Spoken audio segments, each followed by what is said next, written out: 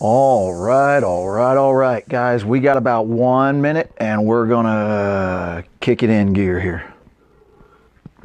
Give everybody a chance to check in who wants to check in.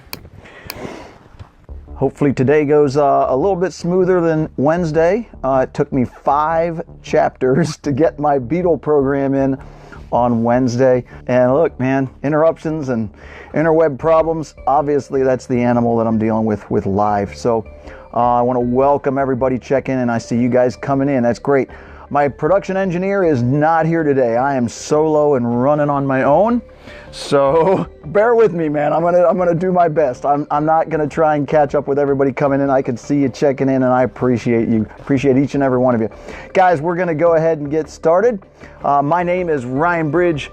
People call me the BugMan. I am bringing to you a ton of cool bug fun. Let's call it 2 tons of cool bug fun today, because man, stuff is going to get wild, and I know I'm going to run out of time. And again, I worry about the interruptions at the same time. So I want to try and move as fast as I can. And I'm sorry if I go too fast for you, but I got a lot of work to get done today. Most of all, I want to take everybody on a tour of the collection, and that also involves a little bit of running around the house. But I'm taking you with me anyway. So this is going to be an adventure. All right, guys. If you don't know who I am, people call me the BugMan. I go to schools and churches and libraries and birthday parties and all kinds of cool places. And what I do, I go out and I teach people all about bugs and insects. This is what I do for a living, except usually I'm on location. I bring the tons of cool bug fun to you guys. Instead, now you guys have to come to me, which is a switch up, but I appreciate you guys. Honestly, I do. I appreciate each and every one of you for checking in. We're going to try and make today just as fun as all the other days, because this is a blast. I need to get into something real quick. This is going to get a little boring at first, and I'll apologize, but trust me, there's rewards at the end.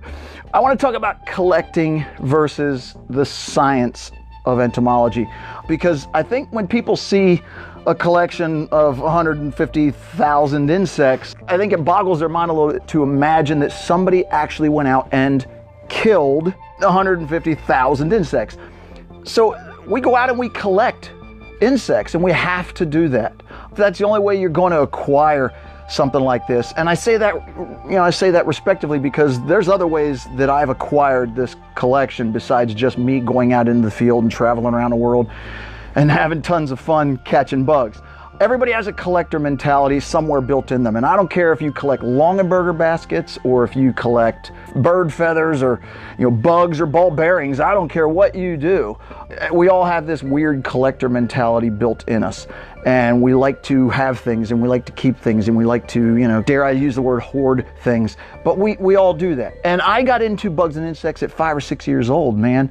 And at 5 or 6 years old, everything I didn't have, I wanted to have. No different than a baseball card collector, no different, than a shell collector. Shout out to Harry. No different than people that want to have things because they don't have them. Everybody gets into that.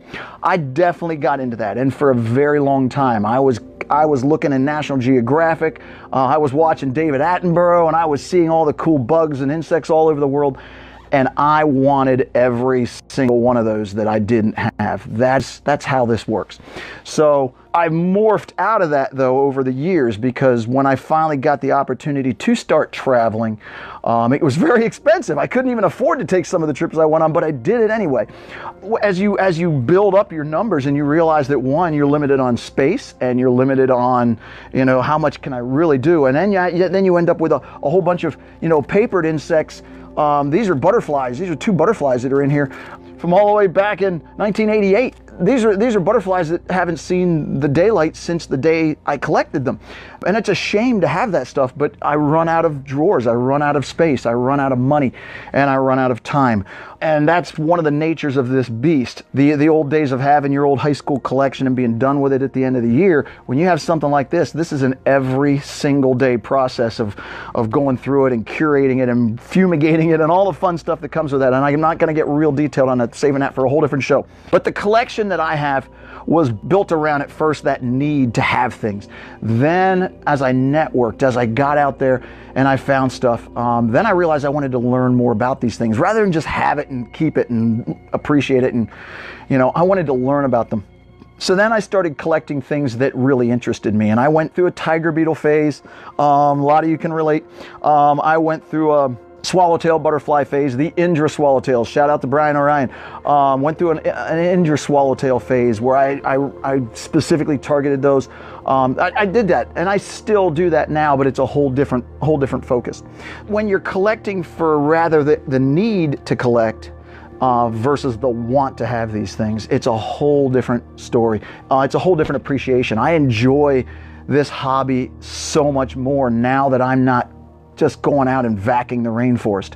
It's important to point out that the avenues that I took, the opportunities that were offered to me to acquire this collection were innumerable over the years. I am just a super blessed, lucky guy who has all the right people and phenomenally talented and knowledgeable people who have stepped up and helped me my whole life. I don't have a degree in entomology, so I can't claim that I'm an entomologist. I'm just a guy who really loves bugs and insects. And with that in mind, I networked myself in, before it was even called networking, I networked myself in with museums and nature centers and universities. That all started with the Young Entomologist Society. Shout out to Eric Eaton, because I know he was there with me. Young Entomologist Society, and with the Young Entomologist Society based out of Michigan, Gary Dunn, wonderful guy, I actually networked through their directory, and I went into that directory and I looked for specific people in specific places, and I would highlight them, and then I would write them letters, because we didn't have email, we didn't have text messages. This is way before technology. This is old school stuff. And I would write letters to these people, and I would say, hey, my name is Ryan Bridge and I love bugs and I'm in 4-H, and look, here's a Polaroid. Remember the Polaroids? I would send them a Polaroid of my insect collection. And the cool part is, man, and this is where I think it really sealed the deal, was every single one of those people that I wrote to, didn't matter how big in the universe they were for bugs and insects, they all wrote back. That is huge, man, to a 10-year-old, 11-year-old, 12-year-old kid. That's a phenomenal thing. And I stayed with Yes, and I kept networking and made great pen pals. David Albaugh, is another one of those guys. He and I wrote letters almost weekly, I think. But we did this for a long time, and I networked and got in real good with these people. And then I was given opportunities to go on collecting trips with people. And that's where things really get crazy, because I'm going to shortline this because I really want to get to some of the other bigger, cooler stuff that I know you guys want to see. When people who run entomology departments and are major heads of those departments and are big names in entomology and are authors of books, and these are like superstars in the entomology world, when they start calling me, little no guy me in Pennsylvania, and inviting me to go on trips, that's a game changer, man. And I said yes every time. I drove my parents absolutely crazy. I went through jobs like water, because I would get a job and 2 weeks later I would get a phone call to go, anywhere. And I'm not talking local, I'm talking big stuff. Baja California and Kansas and South America and Taiwan and, just all over the world. For 15 years I did that, and I bounced all over the world, and most of this stuff was all expense paid, or most of my expenses were paid. It was a phenomenal era to be me. I was so lucky. And it's a shame that a lot of these people have passed away now, so I can't even really continue to appreciate them the way they deserve it. When you get done traveling the world in 15 years, and you've hammered out about 18 countries, it's crazy. You end up with like 250,000 insects. And there's no way a little guy in Pennsylvania was prepared for any of that. But I wanted those things. I wasn't collecting for the BugMan. I wanted those bugs. So I would bring suitcases full of bugs home, and they were all legal, man. It was all legal stuff, because it was all dead. There was nothing CITES, nothing threatened, none of that stuff, and I was riding under university and museum permits. It was all totally legit stuff. They would sign me on I was referred to as a lab technician, I was referred to as a technical assistant, I was referred to as a collecting assistant, all kinds of things. Not all of those trips were always bug focused, insect focused. I went on trips where I collected plants for people. I went on trips where I collected soil, dirt. We went and did sand and soil samples. And again, I didn't even have an affiliation with these places. I was just a guy who really loved bugs and really loved nature, and was willing to stop and drop what I was doing and go and take advantage of this. And they were coming to me mostly because back in those days, back in the olden days, they would get grant money from the government, and they would have to spend that grant money, and if they didn't spend it all, they wouldn't get all that money later. So they would do everything they could. I went on trips where I saw people bring their wives and kids to trips to Africa and to South America, and it was on the dime of whatever entity was fitting the trip. So, but they had to fill the plane seats, and they had to spend all that money, or else they wouldn't get it later. They don't do that anymore. It doesn't work like that anymore. Now these guys got to go out there and they got to scrounge and claw and bite their way to get just a little bit of money to take these research trips. So that's how it happens, man. You get a big deal like this. That then turns into the opportunity for donations. I started donating mass quantities, the thousands and thousands of insects out. At the same time all of that was happening, one of the guys I'd networked with out in San Diego, great guy, Lee, he collected bigger than I did. He went more places than I did. He had twice the size collection that I did, and nobody knew about it. Again, pre-internet, all this stuff. And Lee tried to donate his collection to the San Diego Natural History Museum, and David Faulkner was running it back then, and David Faulkner couldn't take his collection. It was too big. It was too big of an animal to take in. He didn't even have Becky Watts, I think back then, was the only person he had running, helping him curate the whole deal. He just couldn't take on another 200,000 or 300,000 insects in one shot like that. So Lee calls me one day and he says, "Hey, if you want my collection, come get it. It's in the garage, and I have everything opened up. It's fumigating. I'm getting all the mothballs out of it, and letting it air out so it doesn't stink up my parents' house." So right away I cut deals, and I made some arrangements, and I got an all-expense paid trip out to California, where then I met a buddy of mine, and we drove the collection across country back home. That double, if not tripled, what I already had. It also gave me the cabinets, it gave me the drawers. Everything you see came from that one person. Super, super lucky. That's how this happens, man. So all I've done over the years is I donate out, I build collections, a rental collection back here that I'm going to show you guys in a minute. Now, the collection itself, the drawers, pretty simple stuff. And we're gonna go on a walking tour. Sorry, I'll try not to leave the scene. Give you an idea just what's in here. Find something a little bit bigger. Now, these are all small stuff. Oh, there we go. We'll look at some crickets. Okay, the drawers, these are crickets. Most people have seen crickets. Sorry about the glare, but I'm gonna leave that glass on just for the time being. All right, these are crickets. Just a drawer full of crickets and a couple katydids. All right. But you understand, the drawers are built for the cabinets. They slide in or out. The drawers are almost, not quite, but they're almost airtight. And the cabinets then, when you drop that front lid on, the cabinets will seal up as well. So the cabinets are made just for this kind of thing. They protect the insects really, really well. Keeps them cool. It keeps them dry, and most of all, it keeps them in the dark as much as possible. Those are the three big keys, and the final key then is a fumigant. And I like to use a little bit of pest strip, or if I don't have that available, I just use a mothball or some moth crystals, and I put a little soda cap full of moth crystals in every one of these drawers. That's 380 drawers I got to do that to now and then. House might get a little smelly when I do that. So you understand, we're talking about a massive collection. Now, what is here right now? Here is some of the rental collection. Back there's some of the rental collection. The rental collection is comprised of 12 cabinets. It holds 3 of these drawers each. And then I usually comprise a few extra drawers with it in case there's breakage or they need to replace bugs, whatever. Those go out to museums, science centers, anybody who's willing to rent that for sometimes long periods of time, 6-8 months sometimes. That goes out to those entities. They keep it on display. That's a really cool deal. It just, right now, obviously things are all shut down, so nothing's happening with that. But let me take you on a quick tour, man. This is gonna get interesting because I wanna make sure I get everybody into this. We're gonna go for a walk. Just get you in the cabinets. Everything from dragonflies, damselflies, they can hold, there's tiger beetles. All right, there's my tiger beetles. I forgot I had those in here.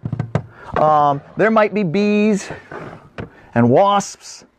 We talked a little bit about those the other day. Okay, if we go over here to the rental collection is pretty cool. And I'll pop the drawer off. I'll let you see what this looks like. So you basically just turn these things and the drawer comes right off. And then in there would be, I don't know, what do we want to see? There's some sulfurs, all right? A bunch of sulfurs. The yellows and the whites, the parrots. Cool stuff. There's some morphos, all right? This is all comprised in a rental collection. And you'll see gaps in here, and that's where I've taken stuff out for other causes. because keep in mind, man, I build a lot of collections for people. I get hired for commission to build custom-made collections for a lot of people. So here's the cabinets for the rentals. They're gonna stand upright on the wall like that, and they hold 3 drawers each. They have lights in the top and bottom, very cool stuff. There's the other one. The third cabinet for the rental collection is over there. Let's do a quick run upstairs because I don't want to run out of time before we get to go see the official BugMan room. Quick to point out, if you come in my house, welcome to my living room. If you come in my house, people who don't know me aren't going to know that I collect insects. They're probably not really going to know that. I don't put insects all over the walls. I have a real bad problem with insects fading. I like a lot of sunlight. I like to keep the light in the house nice and bright. So my bugs that I put up on these walls are gonna fade out real quick because sunlight does that. So I try not to put any bugs on the walls, try not to kind of force feed the fact that I do this on people, because when we get to the BugMan room, that's kind of worth noting. This is the BugMan room. Okay, what we're looking at, all right, total cabinets, my collection, I have 18 of these big cabinets. The cabinets themselves hold 20 drawers each. If I were to turn these back on and keep you out of the glare, we're gonna open this cabinet up. I think most of you folks are probably familiar with this one. This is one you see on the internet all the time. I put this out there, a lot of my marketing and stuff for that display. But in this cabinet is pretty cool because what I've done is I've organized things in a way that I keep, like when I'm doing programs or I'm doing larger events, I keep all of my promo. You'll see a lot of stuff labeled promo. I keep all my promo displays right up here in the front because it's easier just to put them in the boxes and shoo them out the door, scoot them down the steps. So when we get into the promo cabinets, this gets fun really quick. There's gonna be tons and tons of insects. Watch this, we're gonna drive down through here real quick. See what, oh, there's a good one right there, man. And if there's glare, I apologize, but I'm not going to be taking glass on and off all day long. I just don't have time in the day to do that.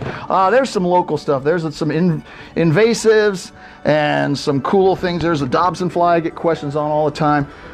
That's a good drawer when I'm doing local native stuff. There's a nice drawer full of grasshoppers. Shoot down here. There's the beetle one from the other day. That's cool. There's the Chrysinas I was talking about. This is just some. This isn't the big drawer full of them, but this is a nice collage. There's even stuff in here from China. Guys, I've never been to China, but people donate bugs to me.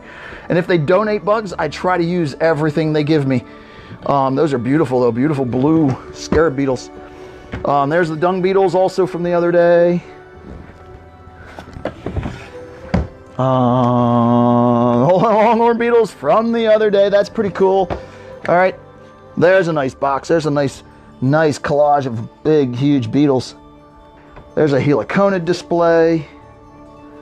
This is just into one cabinet. Imagine, man, 380. Oh, there's Morphos. That's a good one. 380 drawers like this, and I've got boring stuff too. Don't get me wrong. They're not all, wow, big, crazy. Oh, there's bird wings. All wow, big, crazy stuff like this. I have some normal bugs and insects too. But what this does is gives me the opportunity to at least grab stuff, go quick. There's some more bird wings. These guys are out of Malaysia and Philippines. Cool stuff. There's some satyrids. Check it out. You see the glass wing butterflies that you see on the internet? Right there's some glass wings. Right there's some glass wings. Clear wings. There you go. Now you can see them good. They have clear wings, a little bit of dash of color just to attract the girls. These guys don't have the clear wings, but they definitely have some color. Beautiful, beautiful. These are Danaids. These are cool. These are related to the monarch. How neat is that? Now check it out. Quick note on this. They're related to the monarch, but you notice what color they are. I noticed when I went to Asia the first time that almost everything in Asia is weirdly, it's black and white. And then I realized that a lot of their snakes and a lot of their stuff is black and white. Unlike here in the Western Hemisphere, our main toxin poison colors are orange and red and yellows. When you get over to Asia, the black and whites are the toxic colors. These are effectively monarch butterflies. They're toxic to birds. And you notice they all go to that same black and white. And there's a lot of beetles and a lot of insects that use black and white colors over in the Orient and over in Asia because of that. These are a little bit of collage. Most of this stuff is out of South America. Some of this stuff is out of Taiwan. A lot of fun in there. And ooh, there's a good one. There's a nice swallowtails. That's a collage of Africa, and those are Australian, and no, I was never in Australia either, so that was a big good example. Those probably came from Lee. Not that I don't think he ever went to Australia, so he might have gotten those by trading, or he might have even bought those. I don't know, but I don't buy and sell bugs unless I go rescue them from the eBay vultures in an auction. All right, so you understand, I want to move on here because we got other stuff to look at. Hey man, be sure you like and subscribe to the channel if you like what's going on here and you enjoy it, then help me out. All right, thanks. I appreciate your support. Take care, guys. I'll give you a quick tour of the BugMan room. Those are up there just to look cool. Those do not normally stay there. I cleaned up the room pretty good this morning, and I just put those up there just to get them out of the way, because normally they're just sitting on a shelf here. You get a good look at those. I'll slow things down a little bit and maybe not make you all seasick. Coming over here to the live bugs. Pretty simple stuff. If you remember, I mentioned I had a couple cages. I have a cage of cocoons in the basement that I use in the studio. I have a cage of cocoons in the garage that keep it nice and cool and or warm, whatever's doing outside. And then I keep these up here, and these are up here to sort of get warmed up, and they will start hatching and emerging early, hopefully, and then I can start using those in programs, maybe. You know what I mean by that. So we'll get back to that someday too. All right, this is Penelope. Everybody loves Penelope. Notice how simple I keep things, guys. All right, I'm not going to get into big details. I'm just going to say that, you know, there's a lot of people out there with bugs who are making it a lot harder than they have to. This is Roxy. Roxy's nice and big. She's a backup whenever Penelope's either molted or whenever Penelope is off gallivanting elsewhere, or if I'm just doing so many programs I don't want to wear down Penelope, I'll bring Roxy out instead. But 9 times out of 10 it'll be Roxy, or it'll be Penelope that's with me. This one doesn't even have a name. This is my Arizona brown, or Arizona blonde, I'm sorry, and she has been really, really nervous lately. See how her abdomen is all scraped bald? I don't know why that is, but that's just what she does. That's what tarantulas do when they get real nervous, which is good. When I see my rose hairs, you realize they're really, really fluffy and beautiful. No nervousness going on there. They're just chill. These are my hissing cockroaches. And look, man, I keep the boys separate from the girls, because if you don't do that, you end up with a lot of cockroaches. And I refuse to be overwhelmed by cockroaches. I like them, but not that much. All right. These are all essentially Kevin's, but they're not. They're Kevin and Jeffrey, and I'm not even sure which is which because I put them in here and didn't think to look about it. But I got Kevin and Jeffrey, and I got another one here that my son has not named, and then a brand new one I bought about a month ago at the expo. That these were super cheap at the expo, so I grabbed one. And these are backup, is what they are. Okay, I'll have Kevin, whichever one is Kevin. I'll have Kevin out on the road with me. This is cool. Check this out. This is the desert hare. Check him out. I'll try not to make him glow too bright that he actually wigs out the video. Notice how they glow. Scorpions glow under ultraviolet light. And the more direct I put it on him, the more he glows. He just lights up like a light bulb. It's very cool. This guy comes out of Arizona. There's another one right here. I'll light him up too. He's hiding. He's chill. This guy's chilling out now too. And then, of course, yep, there he is. Kevin lights up as well. So that would be Kevin. Come out here and say hi to everybody, buddy. There he is. And Kevin is pretty cool. All right, but you see they light up. UV light has cool effects on bugs and insects. They like it. They view the world through it. I keep things very simple. The desert hare, the desert hare scorpions get a little better digs. But I don't really need to do that. Look, he's got all this cool stuff over here, but he hides right there in the corner, so he doesn't even utilize that stuff. This guy does, though. He stays under there pretty much all the time. Small scorpion in here, the bark scorpion, and then I've got some death feigning beetles in here, and I'm not going to get them out and disturb them. They're actually eating right now, so I got death feigning beetles hanging out in there, and these guys are just darkling beetles out of Arizona, and they come with me to programs and such, too. So back to the collection, because this is a collection tour, and I'm running out of time. Oh! I almost forgot about these. And here are the beetles. Remember we talked about the Hercules beetles and how I keep them in dirt, and watch this. Oh, there's one. Yeah. There it is, guys. They bury themselves in the dirt. They eat the dirt and the rotted oak that's in there, the compost that's in there, built around the rotted oak. And they eventually get really big. I've got little ones in here as well that aren't quite big yet. Check out, look at that difference. That's awesome. Okay. But I just cover them up, kind of set them and forget them and let them do their thing. Hopefully, another month or 3, I'll have some adult beetles. All right. Give you an idea again. We're talking a total of 18 cabinets, 20 drawers each. We're in the BugMan room. This is a spot that did have 2 cabinets. I moved these 2 down to the studio so I would have more room. This is my in progress thing. This is where I do most of the work. And this is, I call this in progress because just about everything in here is some sort of project I'm in the middle of. It might be, in this case, I'm getting ready to put together another mimicry box where I'm going to be doing a real nice mimicry display. There's some 17-year cicadas that are all built up on a branch. Cool stuff like this. I mean, this is a nice thing about doing what I do is I'm not in a box. Look at this, guys. I'm not in a box. I'm not trapped by parameters that tell me what I can and can't do. Essentially, I do what customers ask me to do. Got dead leaf butterflies, the calimas. We got these really cool. I'll see if I can get in close on these. Look at the camouflage on, I think those are noctuids. They're neocarnegias. So I'm not sure, but they look like a noctuid, but who knows? They're just cool. They could be an hookworm too, but they look almost like a tiger moth, maybe an arctiid. But either way, check it out. Those are clear spots. That's not white or silver. Those are clear spots on the wings. You can see right through those wings. And they're made to look like, decomposing leaves. But how amazing are those? And you've got some undersides of 2 butterflies that are, and this is stuff that's waiting. This is stuff that I have ideas for projects that I'm doing. This whole cabinet is built around that. These are all local eastern beetles, Pennsylvania beetles. What happens, guys, is I get requests for collections, and it might be a state park, it might be a nature center, and when they request that stuff, I need to have things on hand. So I use the resources I have. I rarely have to go out and catch and kill things anymore because I have so much either sitting in drawers or still sitting in paper. Makes it super, super cool. Some of these I don't know what I'm going to get into here, so hopefully I don't open something that's gross. I'm working on Africa butterflies.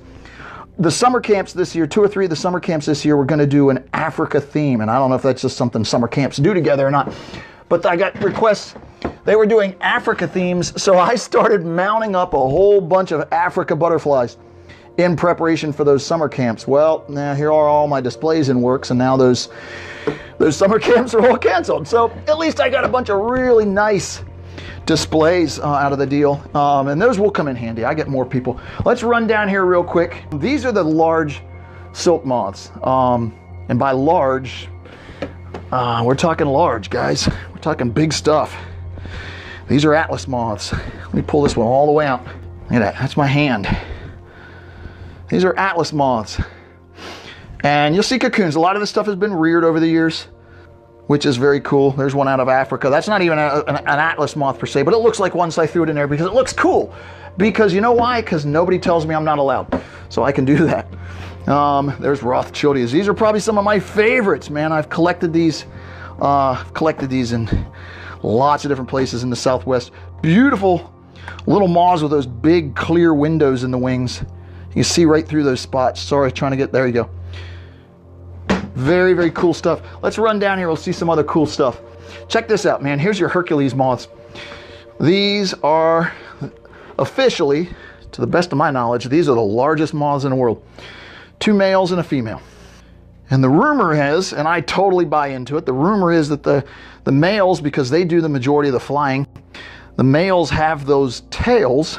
And this also falls into the Luna moths, and we're going to look at those in a minute too. The males have these long tails because it helps to deter bats. Makes it harder for the bats to swing in and come up behind them and eat them. Breaks up their pattern a little bit, I think, for the bats too. So that's nature doing its thing. These are Luna moths, but not from here in Pennsylvania. These are Talking Africa and Asia and Malaysia. Very cool stuff. And you see how they're all set up. You know, obviously these are set up, you know, not taxonomically. This collection lost its taxonomics a long time ago, man. As soon as I started breaking it up and donating it and doing things, I even had it databased for a little while, and I couldn't even keep up with that because I was moving stuff in and out so fast.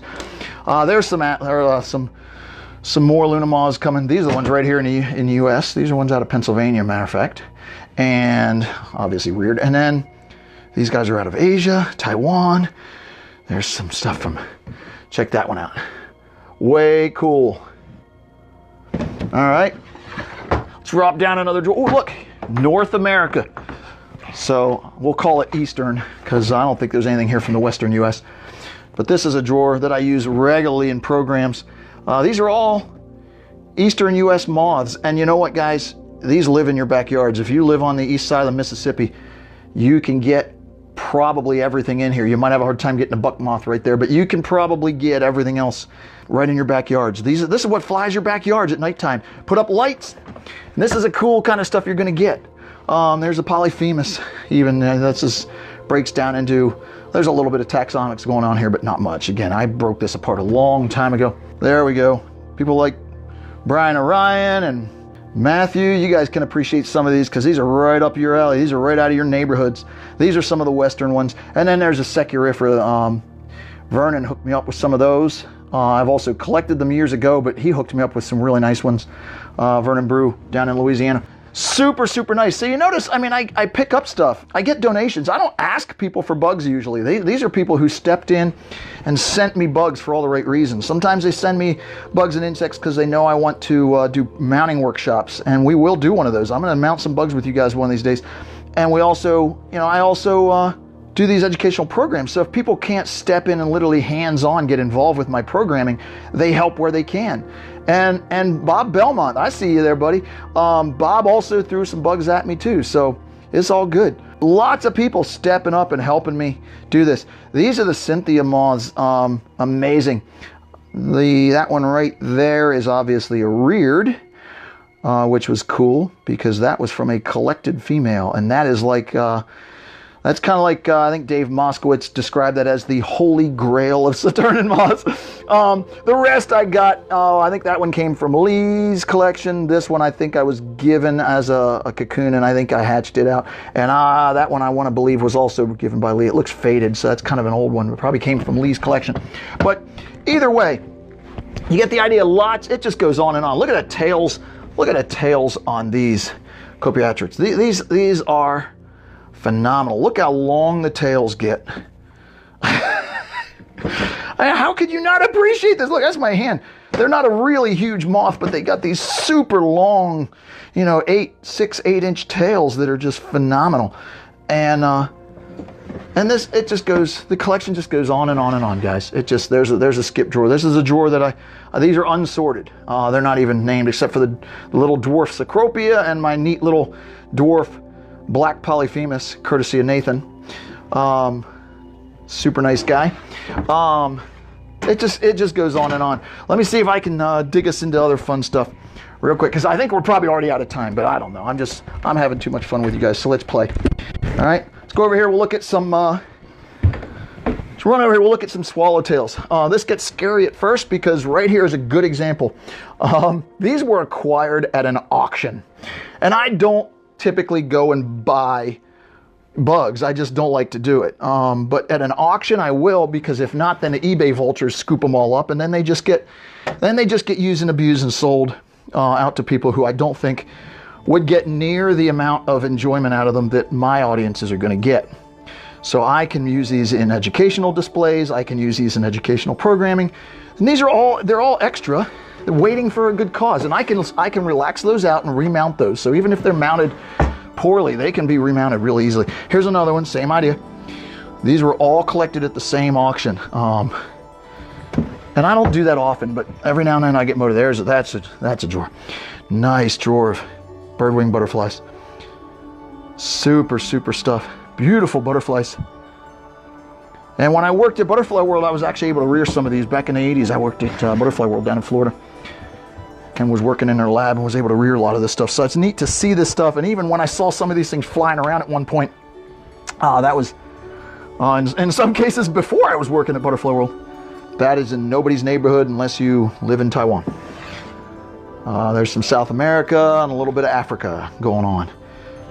Just goes on and on and on. Parietes, these guys are awesome. These guys are coming out of South America. One of my favorite butterflies in South America because there's so many varieties of them. And they are beautiful, absolutely beautiful. To see those in the sunlight is just phenomenal. These are kite swallowtails. That's a good one out of PNG. Guys, I've never been to Papua New Guinea, so if you see anything from Papua New Guinea in the collection, it is not mine. I did not collect it. It probably came from Lee. To my knowledge, he was there at least once, probably twice, knowing him. More swallowtails. There we go, Eastern swallowtails. Get into some fun. There's also some Western stuff hiding in here. There's the three-tailed swallowtail. I don't know how many people can claim to have one of those from Arizona, but guess what? I got one. Absolutely phenomenal. Favorite. I love that. And then I got some dwarfs. I have a thing about dwarf insects. I mean, you know, right there's your average size, and right there's that little guy. So it's a dwarf, man, and I dig those. So little aberrants, little oddities like that. Here we go. There's Brian Ryan. This is, keep screaming your name, buddy, because you can dig these. These are your Indra swallowtails. It's a nice series of Indras right there. So you can definitely appreciate those because I know you get into those and they're right in your neighborhood, so you get to see those all the time. And another series of just collage, some Africa and some South America. So just broken up a little bit. All right, we'll push all those back in. Look, we all have reasons to collect and keep stuff. Whether you do it because you're just addicted to having those things, or you're under that mentality that because you don't have it, you have to, or you're doing it for research, or you're doing it for education. In my case, look, don't beat up guys for catching and killing bugs and insects. We can't keep all this stuff alive. We're going to learn a lot more from dead insects in the long term than we ever will from a week or two of keeping a bug alive. There's so much more that you can do when you have these things for long periods. If I were to try and keep all these insects, they're never going to look as good and look how perfect these things are. They're never going to look that good if I were to try and keep these butterflies alive and wait till they die on their own. That isn't how this works. We have to get them fresh. We have to get them in good condition, and we kill them. And that is the nature of the beast of being an insect collector. We accept those terms. It's what you do with them afterwards. If you have too many sitting around in boxes and haven't got their chance to be out there yet, that's not a good thing. I'm not real proud of that. I'm working on it. I just ordered 2 more cabinets, so I get 2 more cabinets coming. That'll leave me 20 cabinets. I got to do what I got to do. So you understand, all right? Don't beat us up because we're killing bugs and insects. There's 10 quintillion insects on this planet, and what you've seen just in this room is not a drop in the bucket compared to what is out there. Nothing in this room is rare. Nothing in this room. Well, some of the bird wings. Some of the bird wings might be considered rare now, but they're farm raising those, and those are available on the internet most places now anyway. You can openly buy those from a lot of breeders, so not a big deal. These things, even if they were hardcore rare and endangered, you don't see a whole drawer of regal fritillaries. I have 2. One I collected and the other one I was given from the Drexel Academy. They gave me one on a trade. So go easy on us for catching bugs. We're doing it for all the right reasons, and I want to just emphasize that because I know bug collectors take a lot of heat for that. All right, guys, if there's anything else you're really interested in, we're going to take another tour. We can do that some other day. I'm running out of time. I'm probably way over time because I haven't looked at a clock. I want to get you guys back on your day. I hope you got an idea of what's going on in the BugMan world, in my BugMan room where I make all this cool stuff happen. If you like what you see here, if you dig this, if you like what I do, go on my website, I do that every time. Okay? reinthebugman.com. reinthebugman.com. Very simple. Go on the website, hit up the contact page, tell me how you feel, tell me what you think, and we'll get it done. Hit me with your questions. Monday's program, I'm not even sure what I'm doing yet. It's going to be recorded, so it doesn't really make that much difference. I'll make an announcement over the weekend. I'll let everybody know what I'm doing on Monday. It's going to be 1 p.m. Eastern Standard Time, 10 a.m. Pacific, as always, every Monday, every Wednesday, every Friday. I'm going to bring to you guys a ton of cool bug fun. All right, guys, I want to thank you for joining me today. I hope you had a good time. I hope I didn't make everybody seasick. I'll get better at this as we go along. All right, guys, it's all good. It's all wonderful. Be well, guys. Be well and be kind. Let's all be kind to each other out there. It's an angry world right now. All right, take care, guys. Love you. See you. Bye. Hey, man, be sure you like and subscribe to the channel. If you like what's going on here and you enjoy it, then help me out. All right, thanks. I appreciate your support. Take care, guys.